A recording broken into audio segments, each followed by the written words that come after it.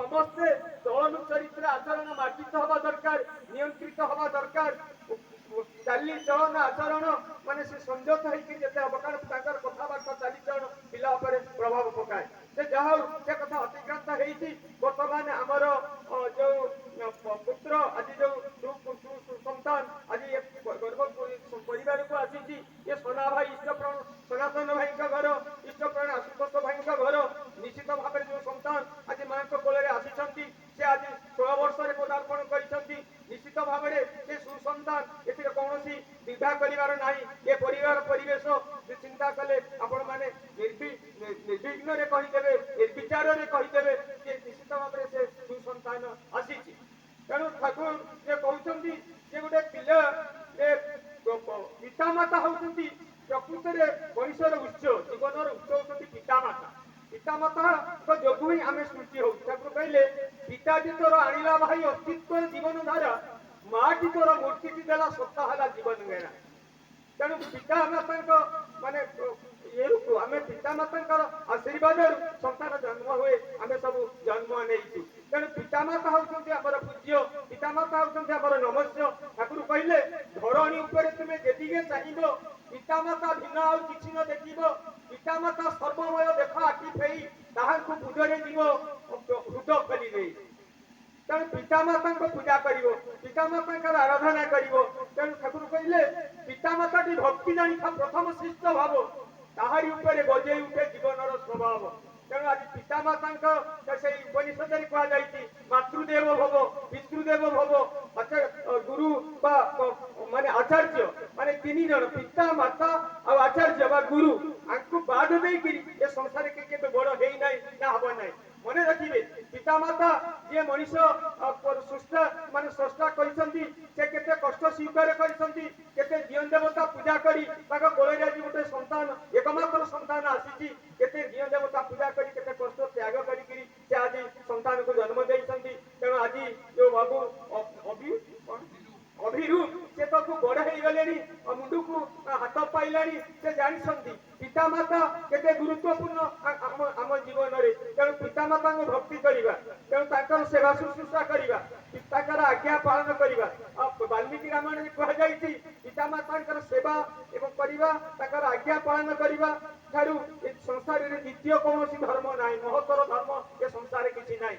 ଆପଣ ଜାଣିଥିବେ ପିତୃ ଆଜ୍ଞା ପାଳନ କରି ରାମଚନ୍ଦ୍ର 14 ବର୍ଷ ବନବାସ କରିଥିଲେ, ନଚିକେତା ସ୍ୱଦେହରେ ଜମାଳୟ ଯାତ୍ରା କରିଥିଲେ, ଶ୍ରବଣ କୁମାର ତାଙ୍କର ବୃଦ୍ଧ ପିତାମାତାଙ୍କୁ ଭାରରେ ବହନ କରି ତୀର୍ଥାଟନରେ ଯାଇଥିଲେ। ଏବଂ ଆପଣ ଜାଣିଛନ୍ତି ସେଇ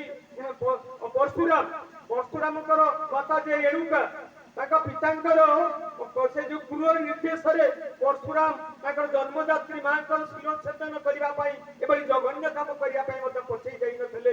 ପିତା ଆଜ୍ଞା ପାଳନ କରିବା ଯେ କେତେ ପୁତ୍ର ପକ୍ଷରେ ସର୍ବାଦৌ ପ୍ରଥମ କର୍ତ୍ତବ୍ୟ ଆପଣ ମାନେ ଜାଣିବେ, ପିତା ମାନେ ଆଜ୍ଞା। ତେଣୁ ପିତାମାତାଙ୍କ ଠାରୁ ମାନେ ସଂସାରରେ କେହି ବଡ ନାହାନ୍ତି। କୁହାଯାଇଛି ଯେ ଯେଉଁ ଲୋକ ଆଖି ବନ୍ଦ କରି ମନ୍ଦିରର ଅନ୍ଧକାର ଭିତରେ ଭଗବାନଙ୍କୁ ଦର୍ଶନ କରେ, କିନ୍ତୁ ଖୋଲା ଆଖିରେ ଆତଯାତ ହେଉଥିବା ଜୀବନ୍ତ ଭଗବାନଙ୍କୁ ଦର୍ଶନ କରିପାରେ ନାହିଁ, ସେ କଦାପି ଭଗବାନଙ୍କୁ ଦେଖିପାରେ ନାହିଁ। ସେ ଜୀବନ୍ତ ଭଗବାନ କିଏ ନା ଆଜିର ଆମର ଯୋଉ ପିତାମାତା ସବୁ ରହିଛନ୍ତି। ତେଣୁ ପିତା ଠାକୁରଙ୍କ ଜୀବନୀ କଥା ଯଦି ଆମେ ଆଲୋଚନା କରିବା ଯେ ଠାକୁର କିଭଳି ଭାବରେ ପିତୃ ଭକ୍ତ ଥିଲେ, ସେ ମାନେ ପିତାଙ୍କ ଆଦେଶ କଣ୍ଠାଏ କଣ୍ଠାଏ ପାଳନ କରୁଥିଲେ। ଠାକୁର କହୁଥିଲେ ଆପଣ ଦେଖିଛନ୍ତି ଯେତେବେଳେ ଠାକୁର ଛୋଟ ହେଇଥିଲେ, 5 ବର୍ଷର ଶିଶୁ ଅନୁକୂଳ, ମା ଯେତେବେଳେ ତଥା ମନମୋହିନୀ ଯେତେବେଳେ ପଦ୍ମା ନଦୀକୁ ସ୍ନାନ କରିବାକୁ ଯାଉଥିଲେ କଳସୀଟିଏ ଧରି, ସ୍ନାନ ସାରି ଯେତେବେଳେ ଗୋଟେ ଛୋଟ କଳସୀରେ ପାଣି ଭରିକିରି ଆସନ୍ତି, ଛୋଟ ଶିଶୁ ଅନୁକୂଳ କହିଲେ ମା କଣ କେତେ କଷ୍ଟ ହବ, ମା କଣ ତମେ ପାଣି କଳସୀଟି ନେଇପାରିବ। ତେଣୁ ସେ କୁଣ୍ଡ ଯୋଉ କଳସୀଟିକୁ ସେ ନିଜେ ଅନୁକୂଳ ମୁଠାରେ ଧାରଣ କରି ମାଙ୍କ ଆଗେ ଆଗେ ଆସୁଥିଲେ, ମା ତାଙ୍କ ପଛେ ପଛେ ଆସୁଥିଲେ। ତ ସେତେବେଳେ ବାଳକ ଅନୁକୂଳ ସ୍କୁଲରୁ ଫେରୁଛନ୍ତି, ପିତାଙ୍କର ଔଷଧ ନାହିଁ। ପିତା ସେତେବେଳେ ଶିବଚନ୍ଦ୍ର ଚକ୍ରବର୍ତ୍ତୀ ଅସୁସ୍ଥ। ତେଣୁ କଥା ମନମୋହନ ଦେବ କହିଲେ ବାବୁ ଆଜି ତ ବାବାଙ୍କର ଔଷଧ ନାହିଁ, କଣ କରାହବ ନା ମୁଁ ଯିବି। ସେଇ ଅଖିଆ ବହିପତ୍ର ଥୋଇ ସେ ସେଇ ସୁଦୀର୍ଘ ପଥ ପାବନା ସହରକୁ ଯାତ୍ରା କରୁଥିଲେ ଡଙ୍ଗାରେ, ପିତାଙ୍କର ଔଷଧ ଆଣି ଦେଉଥିଲେ। ଦିନେ ଡଙ୍ଗାରେ ଛତାଟା ହଜେଇ ଦେଲେ, ମା ବ୍ୟସ୍ତ ହେଇ ପଡିଲେ, ବିରକ୍ତ ପ୍ରକାଶ କଲେ। ତାଙ୍କୁ ବୁଝେଇ କହୁଛନ୍ତି ମା ତମେ ବ୍ୟସ୍ତ ହୁଅ ନା, ମୋର ଆଉ ଛତାର ଆବଶ୍ୟକତା ପଡିବ ନାହିଁ। ମା ଏଭଳି ଭାବରେ ଆର୍ଥିକ ଅନଟନ ଚକ୍ରବର୍ତ୍ତୀ ପରିବାରରେ ହେଇଥିଲା ଯେ ସେ ପିତାଙ୍କ ଔଷଧ କିଣିବା ପାଇଁ ପଇସା ନଥିଲା, ଖାଇବା ପାଇଁ ମଧ୍ୟ କିଛି ଘରେ ନଥିଲା। ମା ସାତସିଆ ଲୁଗା, ଚିରା ଲୁଗା ମାତା ମନମୋହନ ଦେବୀ ପରିଧାନ କରିଥିଲେ, ବାହାରକୁ ଲାଜରେ ବାହାରି ପାରୁନଥିଲେ। ସେତେବେଳେ ଠାକୁର ମା ଯେତେବେଳେ ବ୍ୟସ୍ତ ହୋଇ ପଡିଲେ ଏ ଘର କେମିତି ଚଳିବ, ପିତାଙ୍କର ଔଷଧ ମାନେ କିଣା ତ ନିହାତି ଦରକାର, ଆମେ ନ ଖାଇଲେ ମଧ୍ୟ ଚଳିବ, ଔଷଧ ତ ନିହାତି ଦରକାର। କାହିଁ କଣ କରାଯିବ? ଛୋଟ ଅନୁକୂଳ ମାଙ୍କୁ ସାନ୍ତ୍ୱନା ଦେଉଛନ୍ତି, ମାଙ୍କୁ ବୁଝଉଛନ୍ତି, ମା ତୁମେ ଚିନ୍ତା କର ନା, ତୁମେ ବ୍ୟସ୍ତ ହୁଅ ନା, ତୁମେ ମୁଢି ଭାଜି ଦିଅ, ମୁଁ ପାବନା ସହରରେ ଘର ଘର ବୁଲି ଦ୍ୱାର ଦ୍ୱାର ବୁଲି ମୁଁ ମୁଢି ବିକ୍ରି କରିବି, ଢେର ଲୋକ ଖାଇବେ, ଢେର ପଇସା ମିଳିବ ଏବଂ ସେଥିରେ ପିତାଙ୍କର ଔଷଧ କିଣିବା ମଧ୍ୟ ଚଳିଯିବ।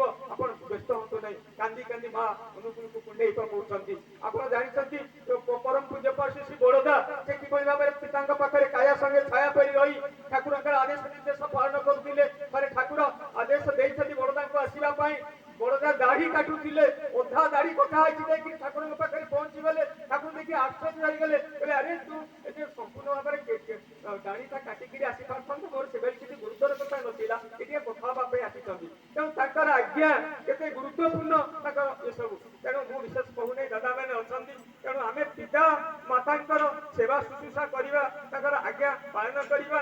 ତେଣୁ ଆଜି ଏ ପରିବାର ସୁଖ ଶାନ୍ତି ଆନନ୍ଦରେ ହସି ଉଠିବ ଯେତେବେଳେ ପିଲାର ବୟସ ହେଇଯାଉଛି। ଠାକୁର କହିଲେ ଦୀକ୍ଷା ନେଇ ଶିକ୍ଷା ଧର ଆଚାର୍ଯ୍ୟଙ୍କୁ ପରିସର, ଆଚରଣୀ ବୋଧ ଚୟନେ ଜ୍ଞାନର ସାଗର ହ